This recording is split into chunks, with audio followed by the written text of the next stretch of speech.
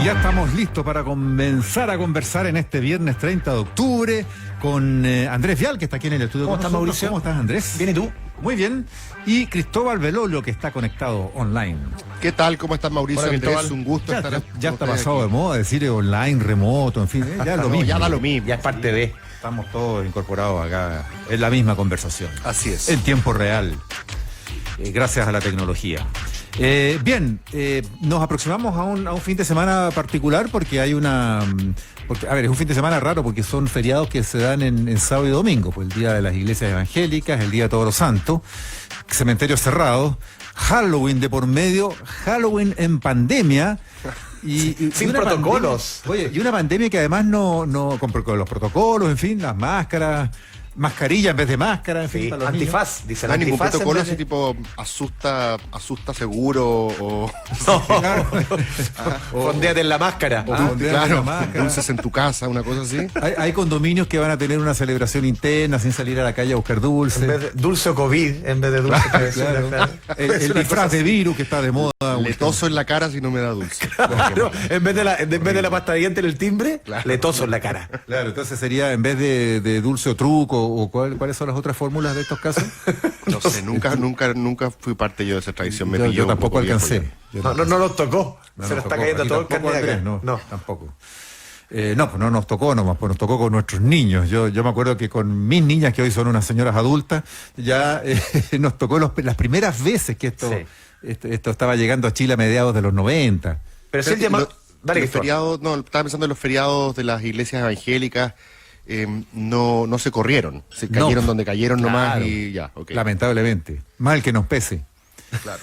Y bueno, y además está el cambio de folio porque termina el mes, entonces ya entramos al último bimestre del año. Sí, Entonces, terminó el octubre, que era octubre, no era cualquier octubre. pues, octubre, o sea, septiembre y octubre. Antes, en la historia política de Chile, era septiembre el mes peludo. No, este fue octubre. Octubre, Este claro. fue peludo y peludo. Septiembre una taza de leche. En septiembre, al lado de octubre, sí, pues, toda la razón. Pero las recomendaciones de la autoridad para volviendo al tema de Halloween, son dos, lo que mencionabas tú, Mauricio, de que en vez de máscara los niños, obviamente usen antifaz, porque la máscara más mascarilla puede ser literalmente mortal Sí. para el niño. Y lo segundo, la Sobre entrega todo porque hay materialidad en estos temas de los disfraces que son complicados. Se usa mucho el plástico, la goma, materiales que a veces no, según el disfraz, por supuesto, pero puede ser delicado a un niño chico ponerle una mascarilla por el COVID y además una máscara que le tape la cara. Y el segundo elemento es que los dulces se entreguen en bolsitas plásticas, ojalá sanitizadas, separadas, que no haya un contacto directo entre la persona, obviamente, que no agarre el puñado dulce el chico, Claro. como ocurre siempre, así que va a ser difícil que uno esté haciendo bolsitas en la noche, no sé. Teníamos más temprano el testimonio de un padre de familia, un papá de niños chicos, que decía que en su casa habían optado por hacer una búsqueda del tesoro en la casa nomás, con dulces seguramente que tipo Pascua el Conejo, una cosa así, Sí. en vez de salir afuera a buscar dulces. Y lo otro que en su hemos innovado edificio... para tantas cosas Muy que no claro, creo ideas que vale la pena compartir. Y otra que era que en el mismo edificio iba a haber simplemente una función de títeres, pero no circulación de los niños por todo el edificio. Ya. Claudia Álamos se incorpora a esta conversación. ¿Cómo están? Buenos ¿Qué días. Yo le había dicho a Andrés Vial esa opción. ¿Cuál? Hacerlo en la casa, que los Sí. papás se disfracen, O una Halloween vuelta positivo, cortita en el barrio. una vuelta cortita y hacer todo como toda una onda en la casa. Claro. Como Eso- armar una... Lo de la vuelta cortita también es un tema, porque aquí hemos dicho 1000 veces, ya hemos aprendido que la exposición por tiempo prolongado a lugares de riesgo es un factor. Entonces, si uno la hace corta, reduce el riesgo. Exactamente, pasar, no sé, 5, 6, 7 casas, no sé, la misma cuadra, pero no Claro. ir más allá. No ir más allá, claro. No salir de la cuadra, por ejemplo. Eso puede ser un criterio. Y un llamado también a los adultos que vamos a entregar los caramelos, También. de que uno salga, uno vaya con sus manos limpiecitas, que uno tome las precauciones, que uno abra la puerta con mascarilla, no sé, como que no poner toda la responsabilidad en los niños, sino que sea uno el que toma todas las providencias, se dice, todas las providencias todas para las que providencias. sea lo más claro. Qué bonita esa palabra. Para Yo no cuidar a tengo los nada en la críos. casa, tendría que... es como bien Sí, visto salir tener a algo. comprar, Belolio. Sí, Sí, mejor tiene que tener. lo peor es no contestar. Sí. Yo nunca tuve nada en la casa. ¿No le puedo dar casi como un puñado de su carita? Oh. No, pero Hay una práctica que era muy mal vista en mi casa, en mi reja, cuando vivía en casa, que era la que adoptaba mi señora, que era entregar frutas, por ejemplo. Los niños ponían una pésima cara frente a la fruta. Bueno, Dulces eso no se tenían. llama Halloween positivo. Hubo una onda en un minuto que era el Halloween positivo, en que las familias se vestían de ángeles, de arcángeles, todo positivo, todo luminoso, todo en colores Healthy blancos, Halloween. todo en fruta. ¿Ah? Eso prendió en sectores muy, muy católicos en alguna época. Para no embrujizar la cosa. O sea, chao Sí. brujas, chao monstruos, chao cucos y puros angelitos. Una cosa muy de barrio alto. Oye, a propósito Es bien de, impresionante, ¿no? perdón. A propósito de iglesias evangélicas y estas celebraciones paganas que muchas veces a grupos religiosos les generan cierta resistencia, no hay cupo reservado para evangélicos, ¿cierto? Para grupos religiosos minoritarios. No. Porque ese es como el tema de la mañana, ¿no? El tema de la mañana y de la semana. ¿Cierto? Los Oye, cupos reservados Para a los- minorías o para grupos postergados. Porque ayer, si no me equivoco, se acordaron los 23 cupos, corrígeme si me equivoco, 23 cupos adicionales para los pueblos originarios por sobre los 155 delegados. 178 sería entonces. Van a ser 178. Y 23 era la cifra más alta que se planteó. O sea, no hubo una negociación en un punto intermedio. Algunos decían incluso que podían ser 15 o 23, pero de los 155, al final quedó 155 más 23, y además con una norma de incluir personas con capacidades diferentes o discapacidad, no sé cómo se les dirá a estas alturas, y que impacta más a los independientes, de hecho. Así que hay una serie de pequeñitos cambios, uno podrá considerarlos positivos o negativos, pero que también es complejo estar cambiando las reglas del juego sobre la marcha. En el caso de los pueblos originarios, sabíamos que venía, ¿cierto? De los escaños reservados. Pero Pero pueden le haber falta otras todavía- innovaciones. Sí, ¿Falta pero todavía? ojo que le falta. Claro, esto fue aprobado solamente en la Comisión de Constitución del Senado. Ah, ya. Sí. Esto ya se aprueba esta indicación de 23 escaños, que es el 23 escaños adicionales, que es lo que tú dices, pero esa es la propuesta de la oposición. La UDI no quiere eso. Ah, yo pensé que ya Entonces habían la llegado, UDI ya hizo estaba llegado ese reserva de comunicado. constitucionalidad. Claro, esto va a la sala y después a la Cámara de Diputados. O sea, todavía queda. Incluso la fórmula que expone la UDI, un poco profundizando en lo que menciona Claudia, es que no solamente sean dentro de los 155 y que se arme una suerte de padrón indígena en nuestro país, de Claro. personas que tengan ancestros. No sé cómo se puede cuadrar ahí y cómo se puede crear ese padrón, pero que se arme una suerte de padrón de personas que puedan votar por estos constituyentes de pueblos originarios. Lo Y que que propone la no oposición- votarían sino en ese padrón, obviamente. Exactamente, no podrían votar en dos padrones. Y el siguiente, y lo que propone la oposición, es que cualquiera pueda votar. Esto es súper complicado porque también hay dos criterios para definir el padrón. Uno es un registro que lleva o llevaría o el que tiene la CONADI, y otro es la propia inscripción que voluntariamente gente de los pueblos originarios haga. Porque hay chilenos que son de origen de pueblos originarios que no necesariamente quisieran estar en ese padrón, y algunas veces prefieren votar en su distrito geográfico. Exactamente. Entonces, entonces hay una discusión sobre si la voluntariedad debiera primar ahí, o una etiqueta que te pone un organismo del Estado como la CONADI, que te clasifica y te pone en ese padrón. Eso es súper delicado. Es el famoso concepto de la autoidentificación que Exactamente. escuché, que leí hoy día en la mañana en Twitter, me levanté y hay mucha gente hablando de la famosa autoidentificación. Exacto. A eso te refieres, Mauricio, ¿cierto? Exactamente. O sea, así uno se siente parte de esa etnia, Claro. o por el contrario te metieron un poco administrativamente en este padrón. Porque para mucha gente también estar metido administrativamente puede significar un estigma que todavía en estos tiempos se da. Y hay chilenos de las más diversas etnias, la más mayoritaria obviamente la mapuche, que viven, por ejemplo, en Santiago, que están insertos en la urbanidad, en la carrera profesional, en fin.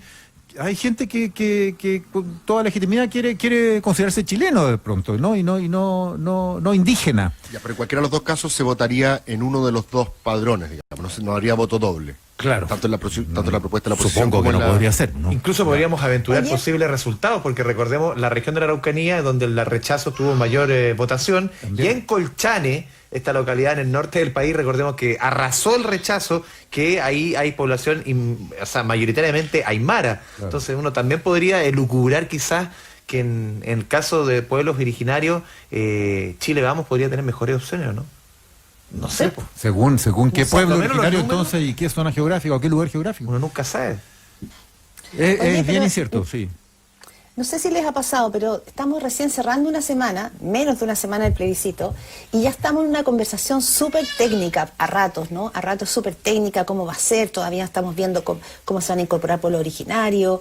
Digo, qué ganas de poder hacer de este momento republicano, de la conversación y del diálogo, no solo la constitución de la constituyente, que es sumamente relevante, y que la importancia de que la sociedad esté independiente, también esté representada ahí, sino de no perder en perspectiva también como esta esperanza que se instaló como energía, no quiero ser esotérica, pero como una energía de esperanza, como una energía como de alegría, en un país que venía tristón y pasando, digamos, con tragos duros desde hace ya un rato. Y tengo la impresión de que de repente nos empezamos a centrar mucho en algo que es clave, por supuesto, no lo desconozco, pero como que queda un poco de lado la magia también que tiene esta sensación de que vamos a construir entre todos, de que estamos cruzando un umbral, de que es una nueva etapa. No sé si les pasa un poquito eso. Sí, pero a mí me da la impresión, puedo estar equivocado, que mucho de lo que, de la energía liberada el domingo, porque una posibilidad es decir, todos amigos, todos hermanos, démonos las manos, somos el 80%, pero esta es mi interpretación, ahí puedo estar equivocado, pero creo yo que lo que pasó el domingo tiene mucho que ver con una revancha, un exorcismo, como lo he dicho en otras instancias, contra la élite, que de hecho, en este caso, literalmente se concentró en las 3 comunas donde vive en general la dirigencia política económica de Chile. Entonces, esa sensación de revancha, de te devolvimos la mano, porque hay muchas encuestas que dijeron que lo que había ocurrido el año pasado, la protesta social, era un reclamo contra las élites, ¿cierto? Y contra los abusos. Un pueblo que sentía que lo habían estado abusando durante décadas, y hoy se levanta y por fin puede devolver la mano, por así decirlo. Y uno se siente como más tranquilo cuando devuelve la mano, ¿no? Cuando sientes que siempre te han abusado de ti y al matón del curso un día te das vuelta y le pones un buen mangazo y le decís para. Yo creo que es un poco lo que pasó. Tan masculina esa imagen, pero... Sí, pero es que... Lo digo, pero muy gráfica. Lo digo en un sentido. Sí, total. Porque claramente el pueblo que se manifestó, la ciudadanía que se manifestó, fue, incluso clases medias y populares, fueron bastante unívocas en su mensaje, ¿cierto? Sí. Aquí hay una élite que nos abusa. Hay una élite que dice que todos progresamos, pero en verdad ellos han secuestrado las instituciones en su exclusivo beneficio. Esa es un poco la narrativa. Y ganarle a esa élite de manera tan gráfica, o sea, que justamente esas 3 comunas hayan votado rechazo y todo el resto haya votado mayoritariamente por cambiar el sistema constitucional, yo creo que es un poco la revancha. Es el exorcismo finalmente de esa élite que abusa y tú ahora le pegáis de vuelta. Entonces no estoy tan seguro de hasta qué punto no era obvio que los que pegaron de vuelta no se iban a subir un poco también por el chorro y decir ya, bueno, ahora queremos que se noten los efectos no solo simbólicos de esta revancha, sino que ahora es tiempo de que empecemos a hacerlo carne. Por ejemplo, esta idea que no estaba en el acuerdo de que ministros, subsecretarios, intendentes o parlamentarios en ejercicio no puedan postular a la constituyente. O que hoy día cualquier persona que huela a partido político, ojalá que ni se acerque.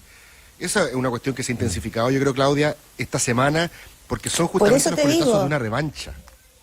Claro, igual complicado discutir una constitución, la casa de todos, como le dicen, con el ánimo de revancha, ¿no? Porque, bueno, es tan potente ese 80% final, ese 78%, que más bien debería como tratar de incluir ese otro 20% que durante tanto tiempo marcó la pauta. No sé, quizás es muy naif de mi parte, bueno, pero desde la revancha complicado construir. Yo creo que pasa lo que puede pasar tal vez con muchos otros procesos electorales o participativos masivos, como son todas las elecciones, en que efectivamente son momentos muy mágicos de mucha liberación de energía, como lo planteas tú, Cristóbal. Son a veces catárticos, epifánicos en la hora de la cuenta de los votos y la euforia que se puede vivir en ese minuto. Y al día siguiente, a veces muy pocas horas después, o a veces pocos días después, hay momentos que pueden prolongarse más que otros.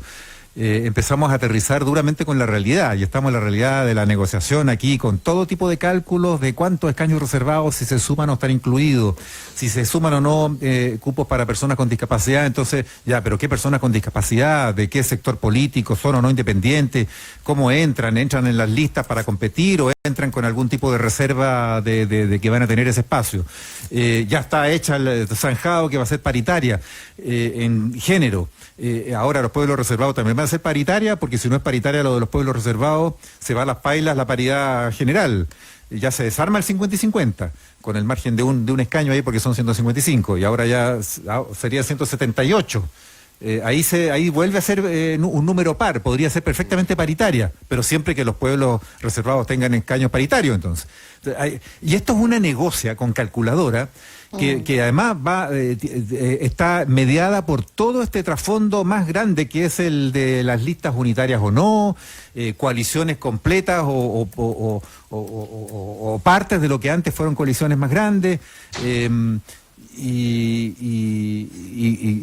qué candidato va en cada espacio, cuánto espacio hay para los independientes. Finalmente los independientes no son tal, porque finalmente estamos reconociendo que los independientes no son neutrales, tienen adscripción a ideas y entran en las listas de partidos y de pactos. No, y en la práctica ser independiente, Mauricio... Esto se hace prosaico, duro, crudo, al tiro, digamos. Y en la práctica, si eres independiente, se te va a hacer mucho más fácil yendo con un partido que yendo como independiente Por lo propiamente. mismo, claro. Si eres independiente, vas a tener que ir a una lista con varios independientes, vas a tener que ponerte de acuerdo con esos independientes. O sea, ser independiente hoy día en Chile, en este sistema, va a ser un cacho. Va a ser muy difícil entrar con reales posibilidades. Ahora, a los partidos lo que les conviene es acercarse a independientes de alto perfil público, por decirlo en castellano, que tengan horas de pantalla, básicamente, por una razón muy sencilla. La campaña es corta. Estamos en pandemia y ya uno no se puede desplegar a pura paloma como antes. Y viene el verano. Y aunque se pueda desplegar a pura paloma, tampoco hay plata.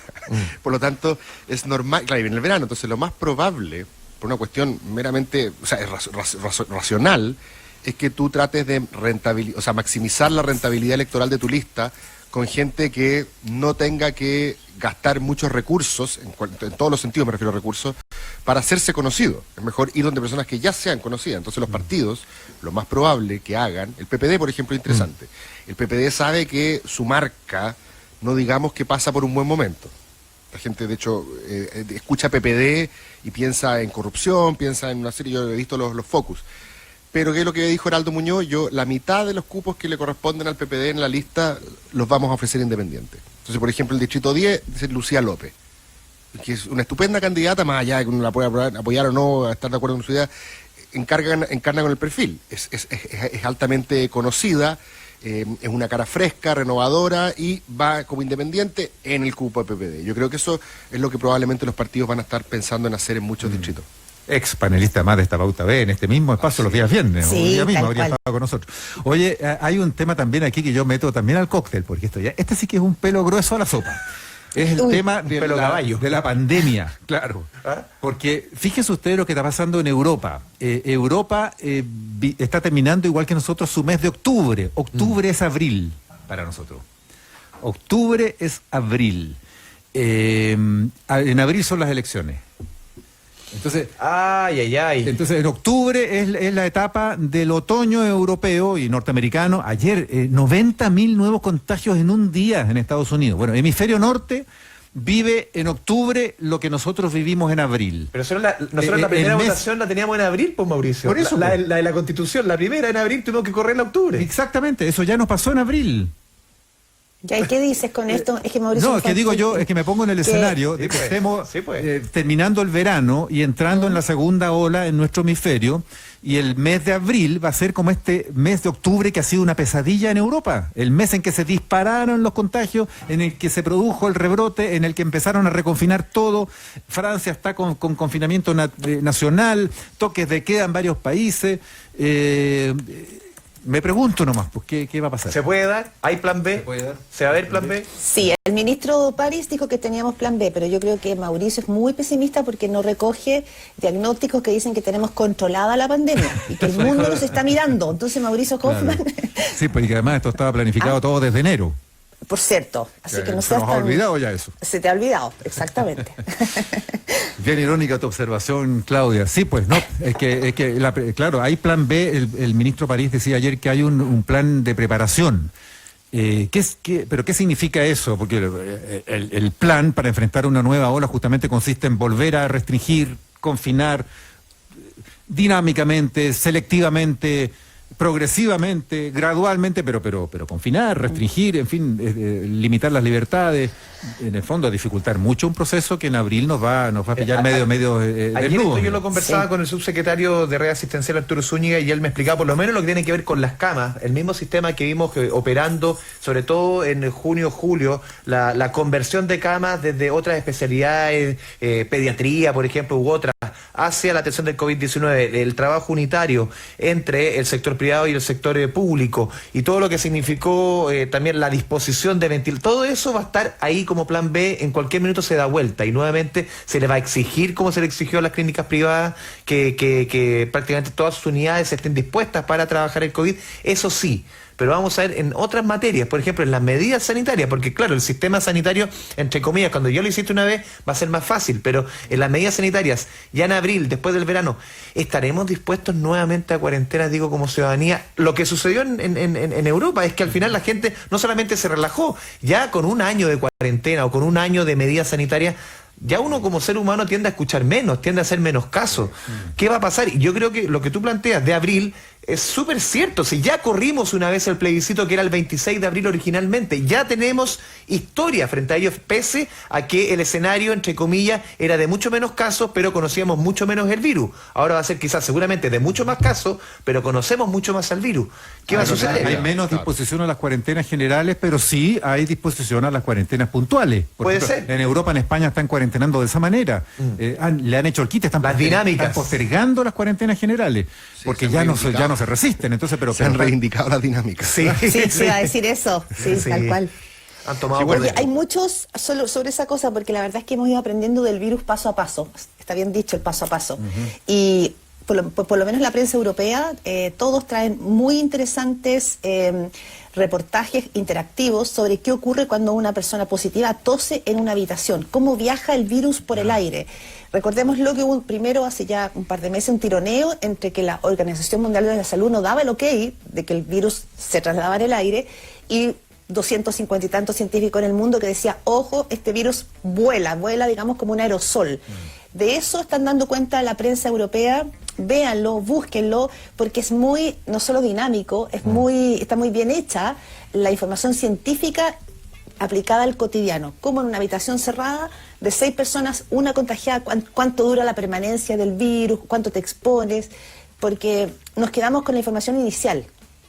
Y esto ha seguido, digamos, entregando nuevas aristas. ¿Les puedo dar una noticia de último minuto? Pero claro. Tiene que ver con la economía, tiene que ver con el desempleo, que llegó a un 12,3%. Es una caída respecto, estamos hablando aquí del trimestre julio-septiembre. Es la segunda caída consecutiva del desempleo. Recordemos que en mayo-julio llegó al 13,1%, después en junio-agosto al 12,9%, ahora al 12,3%. Claro, es una buena noticia si lo vemos en la cifra de desempleo, pero como lo hemos conversado acá, Mauricio, en otras instancias, lo han dicho los expertos, aquí no hay que fijarse tanto en la cifra de desempleo. ¿Por qué? Porque el desempleo esconde esta cifra otra realidad. Muchos chilenos que salieron, chilenas, sobre todo chilenas, que salieron del mercado laboral por razones sanitarias, por razones de cuidado y de corresponsabilidad de terceros, que lamentablemente en nuestro país está muy cargado a las mujeres, salen de la fuerza laboral. Ellas están técnicamente, de acuerdo a la medición, no están desempleadas, pero obviamente que si pudieran buscar trabajo lo buscarían, están desempleadas. Entonces esa tasa de desempleo podría llegar fácilmente al 20%. Por eso no hay que fijarse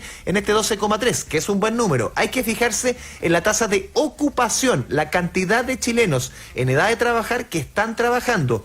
Y ahí, afortunadamente, tenemos buenas noticias, porque de acuerdo a la medición del INE, hoy día hay trabajando en nuestro país ocupados 7.365.000 y fracción de chilenos trabajando dentro de nuestras fronteras. Ese número, Mauricio, son 173.000 personas más que la medición anterior. Y en la medición anterior ya traíamos teníamos 120.000 más. Podríamos decir que los últimos 2 meses en nuestro país tenemos prácticamente 300.000 nuevos ocupados. Es una buena noticia.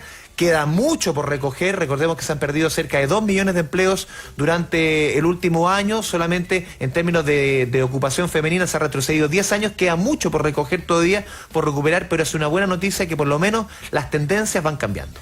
Dentro de todo lo malo que son de todos modos los números, hay que decirlo, porque un 12-3 no es una buena noticia, es pésima, pero podría ser peor y de hecho está entonces el panorama menos malo que 3 meses atrás. Eso es la